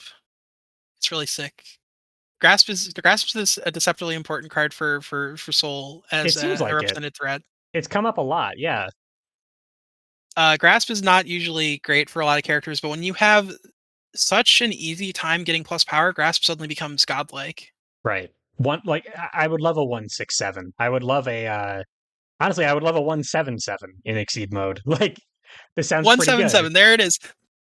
That is Yeah, part of why Grappler Soul is so awesome as well. Is you have access to a +4, and that means that your grasp beats freaking sweep. That is the thing that is the most annoying to run into with grasp is yeah. sweep and focus. You still trade with focus, but you know what? I'll Sure. I'll trade. Keep us at Yeah, range 1. Take that's 5. I'll take my 4. that is a very very funny interaction. All right, so as though we needed more reason to like Flame of Corruption, above curve stuff, extra power option select stuff. Also, just put it on Grasp and Stun Sweep and Exceed mode. Yeah, yeah, and also, like, it's great with slash, it's great with dive, it's great with bandit bringer, it's great with a lot. Actually, it makes bandit bringer deceptively consistent because of the way you can stack the before close 1 and the before advance 2. Oh, sure. I don't really have the range one range shadow anymore because I can't. I got a close movement in there too. I can decide not to move past my opponent at some point during the strike. Yep, Baru. All right, And makes sense. Makes sense. so like I'm sure I've already impressed it on people because I literally mentioned it right off the top. But Flame of Corruption, really strong boost. It is really, really good. It's pretty much always going to give you some kind of value. Tyrant Rave is obviously always good. This is a card where you have to like actually make some decisions, and they're real, meaningful decisions. Right. And then we also talked about Find Your One Way. It's the value of Heavy Mob Cemetery, but usually in a way that is less committal and also lets you maintain offensive momentum, which is really important for Soul in general. Yep, that makes sense. Okay. And Uh, for these last two that we mentioned, the ones that are on ultra boosts, are these at least Tyrant Rave? Are these more available to Grappler Soul? Because it sounds like Rushdown Soul is the one who's going to be using his his gauge to play ultras more often, or is Tyrant Rave cheap enough that actually that's a decision for Grappler Soul too? I would say this is a decision for both of them because Rushdown Soul can still pivot into. Well, actually, now I have +2 power when I cancel in the Oh, late okay, game as well. okay, that makes sense. So just because I'm if I don't draw into these ultras early on and I've built up gauges as Rushdown Soul, there's nothing that says I have to stay on this side. I can flip and now I'm Grappler Soul. Absolutely. All And right, along the same lines, if you have the tool and you need to use it, use it. Like right, everything Soul does is really strong. If you're capitalizing on all your tools well, so you should, when you see opportunities, seize them, no matter what shape they may come. okay, yep, that makes sense. That makes sense. And then our normal boosts, unless there was more you want to talk about the special boosts. I think that about covers the utility of his character boosts. So let's Okay. talk about the Guilty Gear boosts Yes. and how they interact with Soul. Parry is parry. It doesn't actually do anything special or cool with Soul, so it's mostly just like Soul, because he has committal defense, sometimes has trouble answering specific options the opponent has. Just get rid of that option. Yep. Makes sense. It's the least appealing way that you can use block as a card for Soul in a lot of situations, but sometimes you need to do it. Right. Because you'd prefer the gauge. You'd prefer to tank a hit. You prefer the gauge. You prefer to like be able to just like spend it to CC with one of the rare cards that you actually can reasonably CC and not feel bad about it, along with Right. something that you feel bad about at the same time because a CC1 is bad. Yeah. Scramble. Everyone's favorite boost, Scramble. Yep. Because it's cancelable, it interacts with your ability, which means this is +1 power or +2 power, and because you're focusing them at a wild swing, you can play a consistent option and have a reasonable chance of confirming your plus power. Right. So pretty nice boost. Focus obviously is really important for Soul, so I don't actually personally use Scramble a lot, but in the mid to late game, when options start to run thin, forcing the opponent to wild swing so that they can't use options that they've curated in their hand can be really strong as a way to set up a checkmate sequence. Yep. Makes sense. So, and every other time though, focus requires basically no introduction. Like you don't need to sell anybody on focus. So just play focus Yeah, most of the time. Scramble is there for when you need to set up a checkmate. yeah, and like if you're in a pinch, then you have a way to get your ability online that actually like gives you value, unlike say Ukemi when there's no boosts in play, which is a piece of Yep. meme tech that you can do.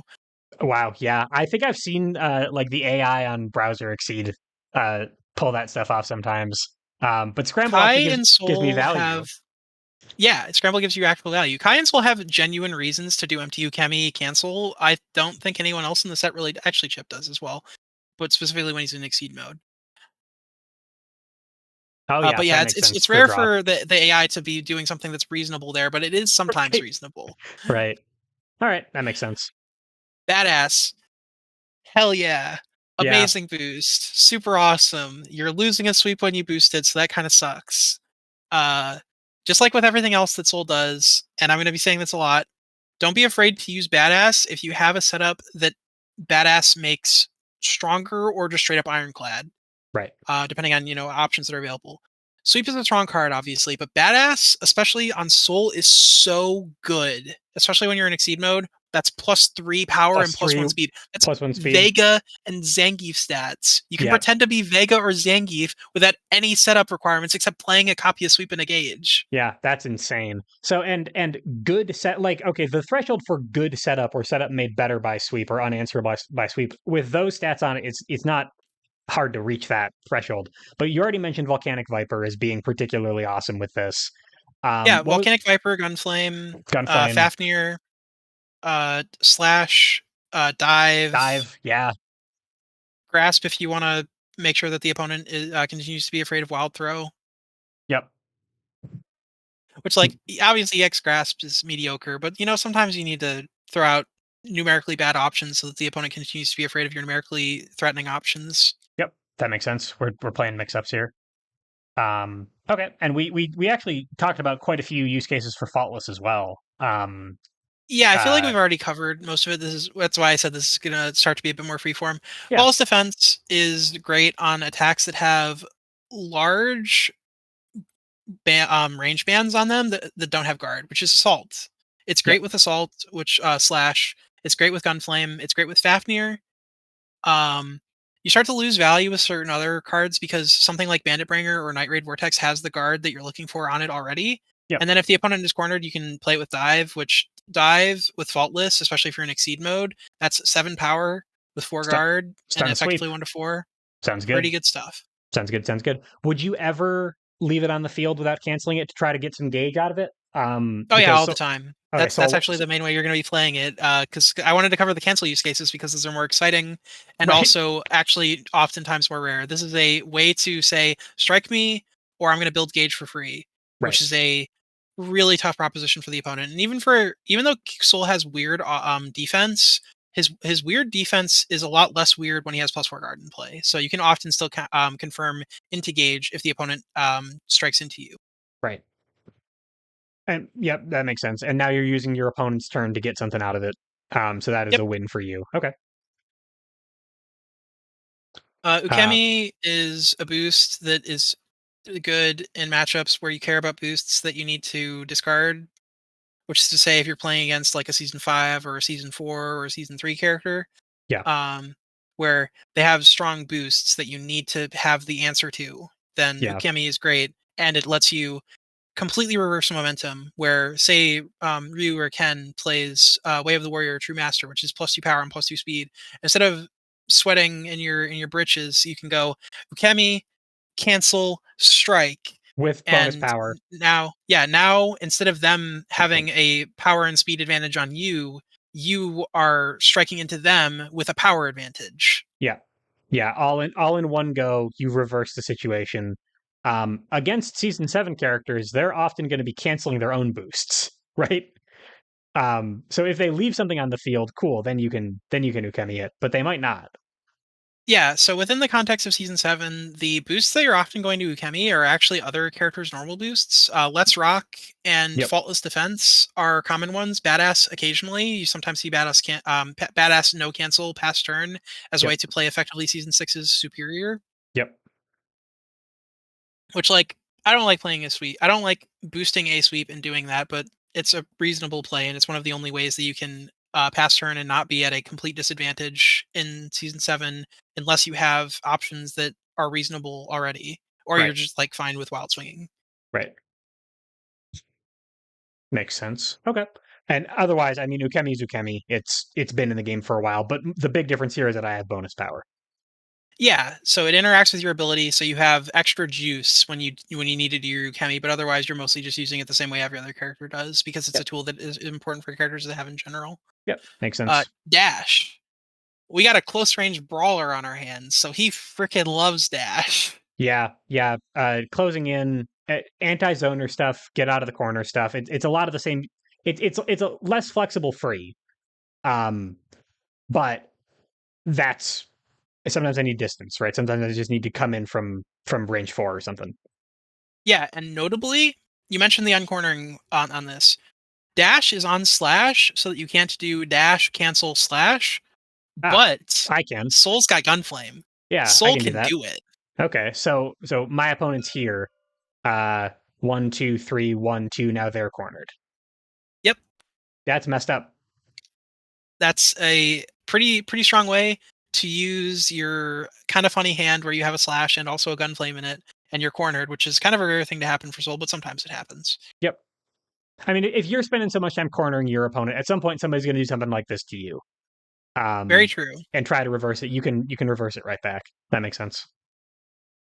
Area shift. You can read that as being +1 gauge, and also sometimes you can like just cancel it immediately to get power. This is actually a really appealing way to enter into your exceed mode. Is when you have 3 gauge. If the opponent like tries to uncorner themselves but leaves themselves at range 2, you can pull them back into the corner, basically like Zangief. Yep. Get your gauge, cancel with the cross, spend your 3 gauge, and now you're playing the grappler experience. You even got to have Zangief's exceed kicker and strike with it. Yeah, in a favorable position. So, and you also mentioned that Soul doesn't really like playing cross as an attack. He will if he has to. So area shift is pretty free for him. It sounds like. Yeah, he part of the reason why he doesn't like playing cross is because area shift is such a easy way to confirm gauge, and um gauge is the rocket launcher by which he loads his nukes and shoots them at you. Okay. Yep. That's well said. Um, and so sometimes I might be putting this on the board and not canceling it as well in order to build that gauge. But if I That want to is turn it into exactly what a Grappler big Soul does in the early game to build gauge, yeah. okay. Otherwise, if I'm doing a big crazy combo, uh, doing a big crazy combo against a cornered opponent with all the ways that you've mentioned that work really well against a cornered opponent. Awesome. This is a opponent cornering tool. I love those. Yeah, Makes and sense. also, like, just, like, reversing the positioning in general if you need to switch the polarity between 1 and 2. Yep. You don't usually use it to push because Soul needs that gauge so badly, and that he would literally rather play cross as an attack to confirm some power in addition to getting the gauge to make distance than to push with the Right. boost, if that makes Right. sense. Yeah. Well, you're hitting. You're getting gauge anyway. That and it's not like cross is an inconsistent attack. You're probably getting your gauge that way. That makes sense. Which, like, I would say that while Viper Law is ironclad for her, you generally don't want to cross out with Soul unless you have a very strong reason to. But sometimes you can do it. Right. Okay. That makes sense. And then we've talked All a little bit right. about Let's Rock already, but you had something special for this. Let's Rock is a very fun boost because it gives you pretty much everything you could want as far as momentum goes without immediately going into a strike. You get a little bit of plus power. You get a draw, so it's similar to something like Keep Yourself Alive or Bandit Revolver. You can think of it as kind of like a deluxe prep, but it's a gambly deluxe prep Yep. because you get your hit plus one power, add this to your gauge. So if you have if you have reason to believe you can confirm a hit, Let's Rock is an amazing way to get so much value off of a strike. Right. Because I am passing turn to my opponent. You use it with an EX in hand at the right range. You use it when you have Night Raid ready to go. You've got something to you've got Tyrant Rave ready to go. You have something to make that happen for yourself. Yeah, and actually, Tyrant Rave is a great option for it because it makes it slightly more threatening in terms of like power. Which 3 to 4 is relevant in that it beats stuff like Wild Throw, which like there's not a ton of those, but there's enough of those where it's relevant. Yep. 4 to 5 is the bigger jump. Which like I don't know, maybe sometimes you get it up to 6, which is awesome. Yeah, that But makes yeah, sense. and the other big thing there is if the opponent calls your bluff with the Let's Rock and you Tyrant Rave them, you still have 2 gauge, and that also means that you have 2 force stocked in your gauge if you need to CC later, while still having an option that is only worth 1 force to cancel with. Right. Okay. I've got both of these in my gauge now. God, it must suck to cancel with Tyrant Rave in your gauge. That didn't even occur to me. Um, Yeah, it's I care a lot about a force efficiency as a player, which is yeah. why I care a lot about little interactions like that. It's also just nice to have 2 gauge because, like, say the opponent called you and you Tyrant Rave them. Well, congratulations, you still have 2 gauge. You can play another Tyrant Rave. True. Yeah. Good point. So just making that more economical makes sense. But really, any way that you can, there's plenty of ways to confirm Let's Rock, but you really want to confirm Let's Rock when you're playing it. Yeah, it's a gamble. It's a very exciting gamble. It's an exciting gamble for everyone in the set, but especially a character like Sol who is so mix up heavy but really high power. Right. Because if he confirms that gauge, he's confirming a lot more than just the plus one power and gauge Right. that you get off of that innately. And if your opponent happens to pass the turn back to you when you've put Let's Rock down, you can make them Oh, it's party really time. regret it. Yeah, you can go crazy. Um, now I've got plus power. Now I got more plus power. Now I got some other cancel going on. Like you can make their life hell for that. Yeah, Okay, and makes let's say you're sense. playing into an old season character, as season 1 through 5 character with classic normals. Yep, Let's say they go, "Oh, you want to boost power, you greedy bastard." Light. Well, luckily we still have cancelable tech in our back pocket for yep, that exact situation. yep. And now I've got +3 power. They've got nothing, and now they've blown up. Yep. Okay, yep, that all makes sense. So that's the kit then. Um, So now that we've kind of gone through every card in the kit, I want to kind of revisit our premise at the start here that there's 2 lines of soul play. It and kind of check my math on this, make sure that I've understood stuff right. If I'm rush down Hmm. soul, my objective is to kill my opponent before they get to where they want to be in the late game, and that means that I'm being pretty free with my. I might not be caring quite as much about long term value because I need to kill my opponent now. I might be burning a little bit faster in order to get that stuff. But I'm still trying to build gauge. I'm still playing some consistent options, but really I am just trying to run my opponent over as quickly as possible. Um, if I'm grappler soul, gauge is my number one priority, and after that, it is kind of preserving my scary mix-up options to play in the late game when I have my uh more explosive character ability and my sort of setup ready. Both of them will play an Ultra if they have to. They can transition between the two playstyles if need be. Am I pretty much right on this stuff? Yeah, that all sounds pretty much correct. And with a character like Soul, a lot of playing him is going to be very freeform and hand by hand. So it's hard to actually have a complete and comprehensive Soul guide that isn't just running down every single card combo that you can do with him in every board state. Right. which obviously we even if it's called excess exceed, it's not called Yeah, unlimited exceed. yeah. Let's wait for the sequel where I make a matchup guide for every single character, and we go through all 120 characters that Soul could be fighting. Uh, Tune in for that one later on, guys. Yeah, that is completely unfeasible. But I feel like this is a for the way Shoto guides tend to go. I think on the Ragna guide, the thing that I said near the end of the lesson was like, just use your things and the tools where they're good as the summary for the lesson. I feel like that's kind of where we're at, but this was a much more comprehensive way to get there. Very, very true. And also, yeah, that's basically that's how you play Shotos in general. Red Shotos are going to be use the tools when they're good and land the cool mix-ups to make the opponent explode into red mist. And Yep, blue Shotos are going to be control the neutral and deploy your defensive options to turn the opponent into um, little shreds of paper that fall down. yep. Makes sense. Makes sense. And finally, unless there's more about Soul himself that you wanted to cover, I wanted to ask a little bit about how to stop this guy. Uh, I think that about covers it as far as what I want to talk about with the character. I love playing this dude so much. Um, Stopping him, as I mentioned before, the main way to stop him is to starve him. Okay. Make it so that landing any hit at all ever is as hard as possible.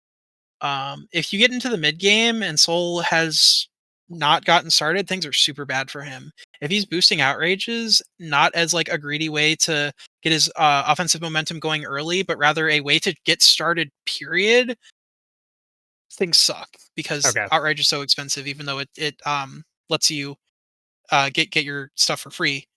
Soul has plenty of ways to stop the opponent from stopping him by nature of him being a Shoto and thus needing to have a decent amount of consistency built into his kit. So fundamentally, the way that you beat red Shotos generally is going to be how you beat Soul, which is answer his answerable mix-ups, and his mix-ups are going to be answerable. So answer them correctly. Okay. He's not doing the Ryu thing where one boost has gone down and you've passed the turn back to him, and now you cannot win. You cannot. It might not be for a billion damage, but he's got you. So Yep. you always have an out.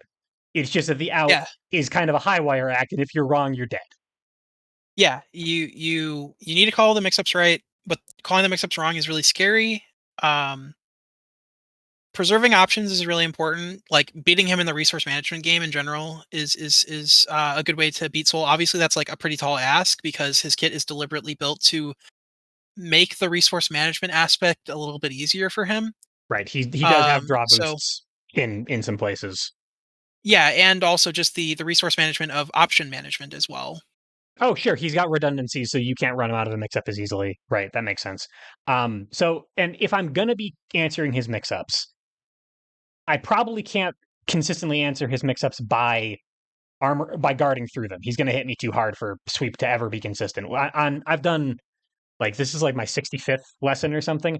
The number of times that people have talked about like defend or faultless defense as a boost and said like, yeah, this is really good if you are playing a slow and you're up against somebody like Soul, who like now sweep is not consistent anymore. This is the guy that people talk about for that situation. If I'm on the other side of him, it's not that I need to answer his mix-ups correctly all the time. It's that I sometimes just need to dodge him and Yeah, not get hit at all. If I have the choice, always go for that, it sounds like. yeah. If you can get out of dodge, and he committed to which I'll start with dive first. If you play dive to get out of dodge, and he played Night Raid Vortex or Wild Throw, things kind of suck. Yeah. And then if you play cross and he played anything but Night Raid Vortex, things kind of suck. Yeah. So Which prefer to not get hit at all rather than try to trade with the guy because man, he can trade. he certainly can trade, and even that 10 guard sweep is only going to let you confirm 6 power onto him. And if he's confirming 7 or 8 onto you, that doesn't matter. Right. Right. You've worked really hard to trade, but you've still worked really hard to trade down. Yeah. Um, for characters that have strong boost games, he only has 2 copies of Ukemi, and his other options to answer boost setups are lower reward. So if you're forcing him into using his lower reward options to answer your boost setups, that means he's not throwing haymakers at you. Right. So you can think of that as a win of sorts, in addition to, your general starvation tactics of range 3 cross if he's not threatening an EX and stuff like that. Makes sense. Makes sense. Okay. So just don't let him hit you. Don't let him build gauge. He's gonna be outstatting you most of the time. If you can outstat him, do it. Um, Yeah, and then and cause mix-ups. yeah, for characters that actually can hang with soul as far as stats go, you probably know if you're playing one of those. If you're playing a May, or the Potemkin matchup is actually really funny because he outstats you on his turn and you outstat him on your turn. Right. Um, But Ragna. A lot of those matchups are oftentimes going to come down to leveraging your exceed modes that give you even more power. So, like a character like Iron Taker, for example, he might have a little bit of trouble handling Soul's overwhelming amounts of plus power. Um, but he is going to be brawling with Soul, and he can mitigate a lot. And then when he right. gets to his exceed mode, he has just +4 guard and +1 power for free, Right. which means that Soul is not going to be stunning him as easily once he actually gets there. So that might be a good use case for Rushdown Soul, it sounds like. You probably are going to be playing Rushdown Soul because you just like outstat him anyways, and you have Right. an ignore armor option that can call out his plus armor Yep. boosts. Yep. You probably still want to think about transitioning into, for matchups where you're fighting another stat monster, into Grappler Soul, but also those characters are gonna let you hit them more consistently, so you can Oh, leverage you'll build gauge hitting better. them Right. into gauge, into flipping. Uh, the funniest of these is into a character like May, Ms. plus power, because it really is going to be dependent on who gets to their exceed mode first. So it's going to be just a straight up brawl, Right. and it's super explosive. You're just gonna race. The game's gonna be over in 5 turns. Everybody goes home, has some lunch. And if one of them gets momentum and the other one doesn't, well, Yeah. at least the game's over soon. The game's over fast. You go to the second round of the tournament. We GG. We go home. That makes sense. But yeah, you can think of Soul as being like a lot of other heavy characters, which are, your grappler types like Zangief, Iron Taker, Potemkin, where usually it's more about avoiding and denying than it is about answering. But fundamentally, avoiding and denying is answering. Sure. It's just a Makes different sense. form of answering. Yep. You keep them from being able to do it in the first place rather than do it after it's happened. Yeah. Yeah. Okay. That makes sense. All right. Um, anything else you wanted to mention, or should we wrap it up? No, I think that about covers it for Soul. All Uh, right. Check him out. He's a cool character. Yeah. Listen, I am an avowed Blue Shoto apologist. So let me say that when I say that Soul seems all right, please understand the depths of compliment that is for me. I don't play characters who have red numbers at all. So I'm very very happy to know that maybe I can try out Sol and have some fun with him. So Blue, thank you so much for being an advocate for this character. Thank you so much for your expertise and your time on this. Really appreciated it. Really had a lot of fun Of talking to course. you. Yeah, it was great. Mhm. Um, everybody at home, hope you enjoyed it too. Hope you enjoyed watching. Hope you learned something. I will see you all for the next one. Goodbye, everybody.